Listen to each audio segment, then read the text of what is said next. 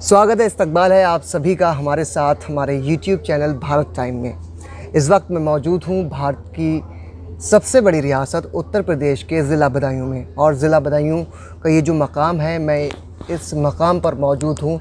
यहाँ पर हमारे साथ जो शख्सियत है उनका नाम है लाखन सिंह, और वो यहाँ बहुजन समाज पार्टी के ज़िला अध्यक्ष हैं। तो चूँकि अब तमाम पार्टियों ने उत्तर प्रदेश की सियासत में गहमा गहमी और सरगर्मियां शुरू कर दी हैं, इस सिलसिले में हम बात करेंगे कि क्या बहुजन समाज पार्टी की जो प्रेजेंट की स्थिति है उसके लेकर और आने वाले चुनाव की जो स्ट्रेटजी है, यानी कि जो हिकमत अमली है, वो कहाँ तक जाती है। तो सबसे पहले प्रोफेसर साहब, आपका बहुत बहुत स्वागत है हमारे भारत टाइम यूट्यूब चैनल में। जी, बहुत बहुत धन्यवाद आपका। प्रोफेसर, सबसे पहला सवाल हमारा ये है कि चूँकि बहुजन समाज पार्टी को अगर देखा जाए तो पार्टी ने जो कि कई MLAs को निकाला है, उसके अलावा पार्टी छोड़ने वाले या निष्कासित होने वाले MLAs दूसरी पार्टियों में, समाजवादी में या फिर BJP में जाने की तरफ आगे बढ़ रहे हैं। तो इस स्थिति पर आप क्या कहेंगे?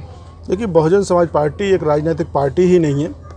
ये गरीब, मजलूम, बेसहारा और ऐसे लोग जिन लोगों का कोई सहयोग करने वाला नहीं होता है, उन लोगों की बात को रखने वाली, उन लोगों को सियासत में हिस्सेदारी दिलाने वाले एक मिशन और मूवमेंट है जी। और इस मिशन मूवमेंट के ही तहत ये राजनीतिक परिदृश्य में हम इसे लाते हैं।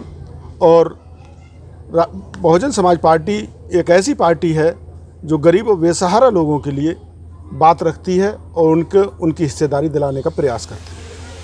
चूँकि प्रोफेसर साहब, ये बताइए कि आप ज़िले के अध्यक्ष हैं, तो ज़िले की तमाम समस्याएं हो गई या जो भी स्थितियां बनती हैं, उन तमाम की जिम्मेदारी ज़िला अध्यक्ष की होती है किसी भी पार्टी में।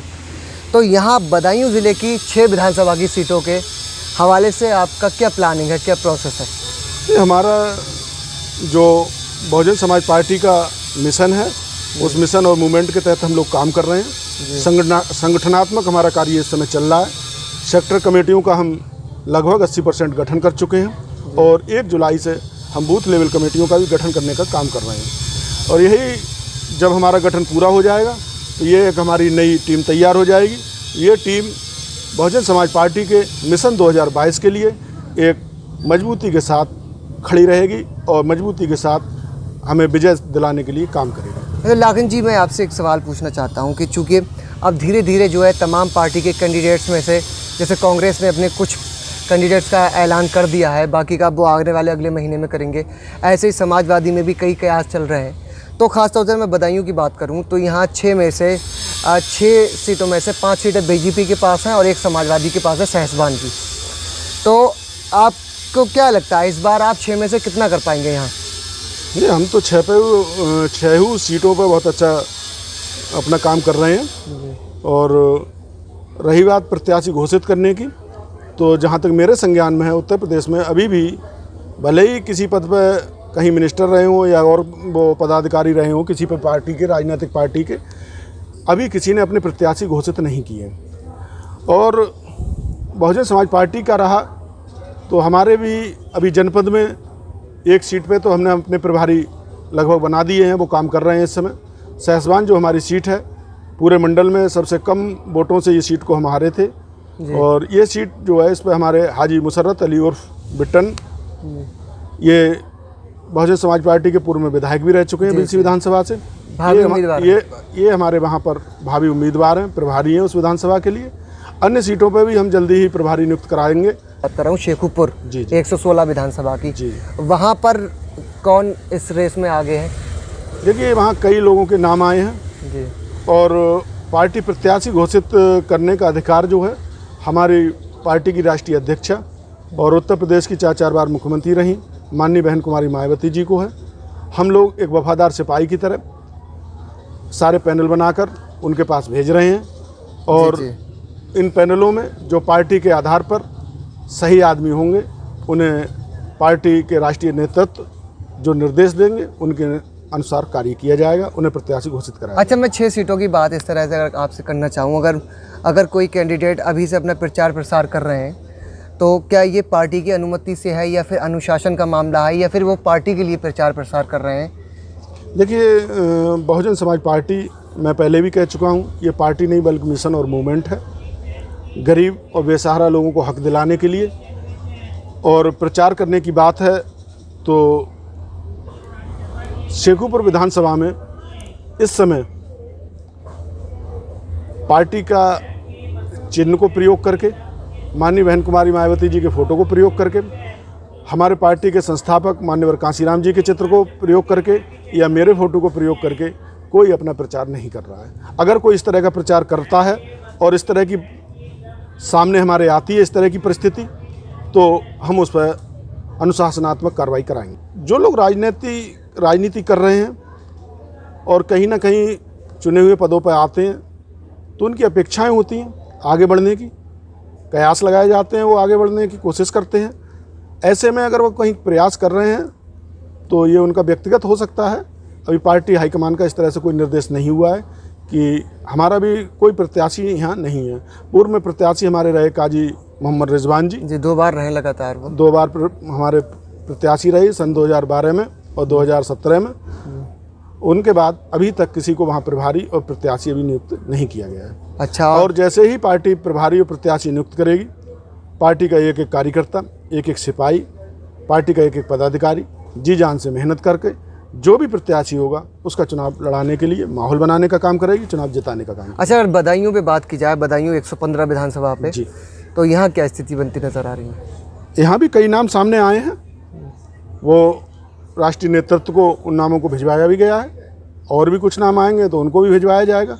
चूँकि अभी चुनाव में समय भी है तो अच्छा, जो भी पार्टी नेतृत्व का निर्देश होगा उसका पालन जी, ये तो ठीक है कि पार्टी नेतृत्व का जो भी निर्देश होगा उसे जो है सारे पदाधिकारी हैं और जो इकाइयाँ हैं वो फॉलो करती हैं। लेकिन फिर भी अगर आप मीटिंग में हों और आपसे ये पूछा जाए कि ज़िला बदायूं में आपकी 6 सीटें हैं, उन पे अगर हम गठबंधन के साथ चुनाव लड़ना चाहें तो आप पार्टी नेतृत्व को किस तरह का फीडबैक देंगे? नहीं, वो पार्टी का आंतरिक मामला है और वो चीज़ हमें बाहर नहीं रखनी चाहिए। नहीं, जिले के मामले में ये आंतरिक मामला है, ये पार्टी संगठन का निर्णय होगा और जो भी निर्णय होगा संगठन का, पार्टी का एक एक सिपाही उस निर्णय का स्वागत करेगा। ठीक है, ये चीज़ तो मेरे समझ में आ गई। अच्छा, एक बात बताइए, जो अगर वोट बैंक की बात की जाए, जिस तरह से आपने 2019 का लोकसभा चुनाव लड़ा है, अगर ऐसी स्थिति बनती है कि जुड़ने की, गठबंधन की, तो बहुजन समाज पार्टी किस तरफ जा सकती है, किस तरफ झुक सकती है? देखिए, आज ही हमारी राष्ट्रीय अध्यक्ष बहन कुमारी मायावती जी ने अपने ट्विटर अकाउंट से ट्वीट किया था जिसमें उन्होंने अवगत कराया कि अभी तक किसी से गठबंधन की कोई बात नहीं हुई है और गठबंधन करने का अगर कोई फैसला है तो हमारा राष्ट्रीय नेतृत्व लेगा। जो फैसला लेंगे वो पार्टी हित में लेंगे और पार्टी उन पर अमल कराएगी।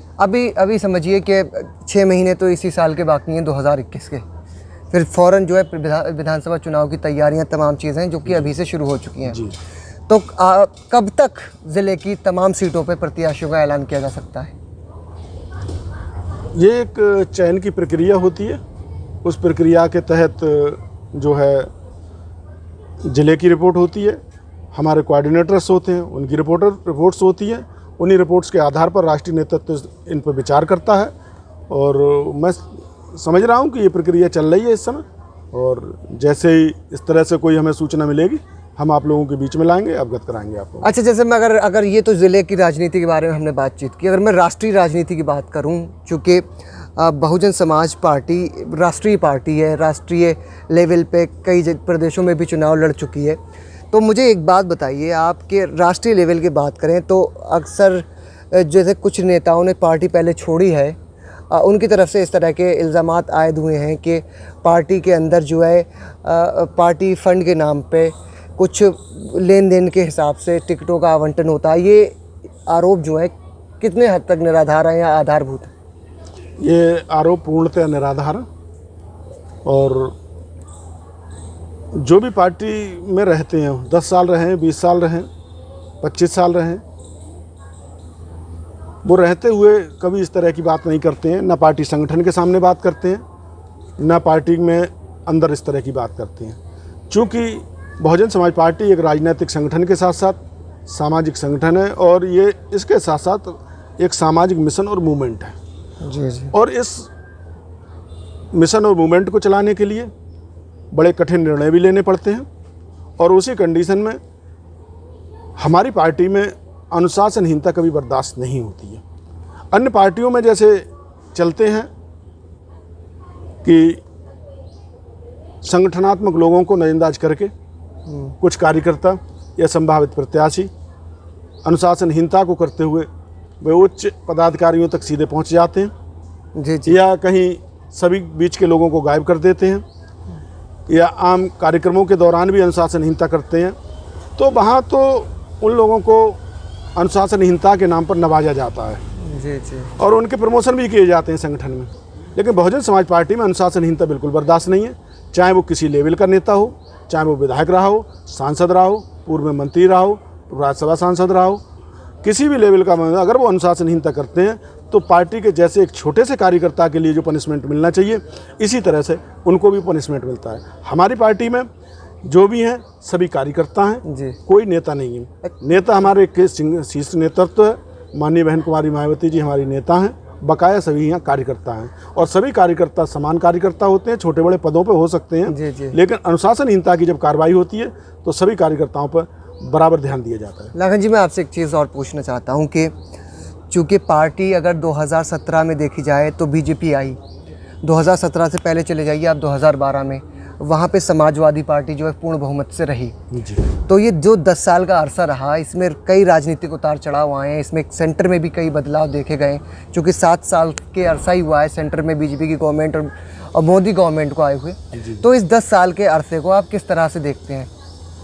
देखिए कि क्या वो कमियां रहीं या क्या वो फॉल बैक रहा या क्या वो स्थितियां बनी कि जो है वोटर थोड़ा अलग होता चला गया और सीटों में कमी आई बहुजन समाज पार्टी को?